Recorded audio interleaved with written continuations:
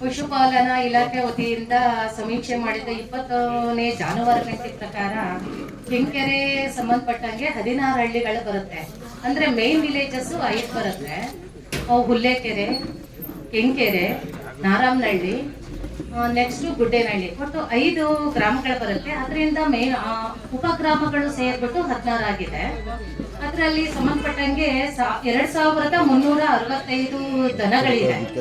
ದನಗಳು ಅಂದ್ರೆ ದನ ಪ್ಲಸ್ ಎಮ್ಮೆ 2 ಸೇರಿ 2000 ಚಿಲ್ಲರೆ ಪಾಪ್ಯುಲೇಷನ್ ಕುರಿ ಮತ್ತು ಮೇಕೆಗಳಿದೆ.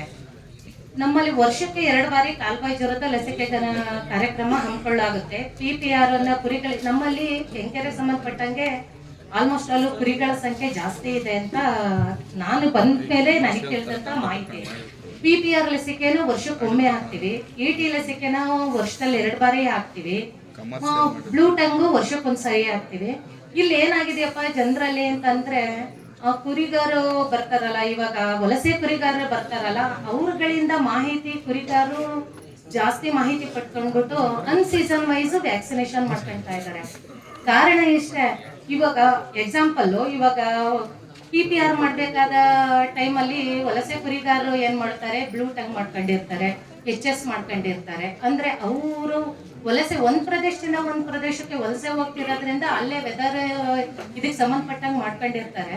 ಅದನ್ನೇ ಇಲ್ಲಿ ವಾಸ್ತವವಾಗಿ ನೆಲೆ ಹೂಡಿರುವಂತಹ ಕುರಿಗಾರರು, ದನ ಸಾಕಿರೋರು ಅಂತ ಅದನ್ನೇ ಹೌದೇನೋ ಅನ್ನೋ ಮೈಂಡ್ ಅಲ್ಲಿ ಇಟ್ಕೊಂಡ್ಬಿಟ್ಟು ವ್ಯಾಕ್ಸಿನ್ ಅನ್ನ ತಪ್ಪಾಗಿ ತಮ್ಮ ರಾಸುಗಳಿಗೆ ಚುಚ್ಚುಮದ್ದನ್ನ ಲಸಿಕೆಯನ್ನು ಮಾಡ್ಕೊಳ್ತಾರೆ. ಇದು ತಮ್ಮಲ್ಲಿ ನಾನು ತುಂಬಾ ರಿಕ್ವೆಸ್ಟ್ ಮಾಡಿ ಕೇಳ್ಕೊಳ್ಳೋದು ಇಷ್ಟೇನೆ.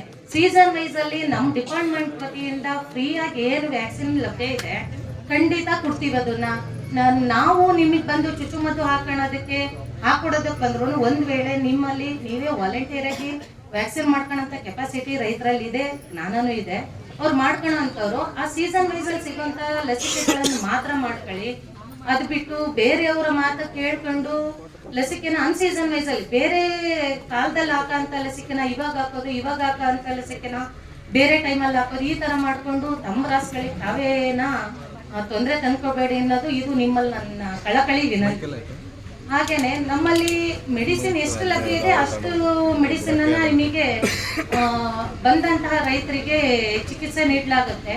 ಅದರ್ವೈಸ್ ಏನಾದ್ರೂ ಮೆಡಿಸಿನ್ ಅಷ್ಟು ಸಪ್ಲೈ ಇರಲಿಲ್ಲ ಅಂತಂದ್ರೆ ಇರಷ್ಟು ಹಾಕ್ಬಿಟ್ಟು ಮಿಕ್ಕಿದ್ದನ್ನ ಒಂದ್ ವೇಳೆ ಅವಶ್ಯಕತೆ ಇತ್ತು ಆ ಕಾಯಿಲೆಗೆ ಅಂತಂದ್ರೆ ಹೊರಗೆ ಮೆಡಿಕಲ್ ಅಲ್ಲಿ ಅವಶ್ಯಕತೆ ಬಿದ್ದಲ್ಲಿ ಮಾತ್ರ ಬರ್ಕೊಡ್ತೇವೆ. ಹೀಗೆ ಇಷ್ಟು ವಿಷಯ ನನ್ನಲ್ಲಿ ಇರುವಂತಹ ಇದನ್ನ ನಿಮ್ಮ ಮುಂದಿಟ್ಟಿದ್ದೇನೆ.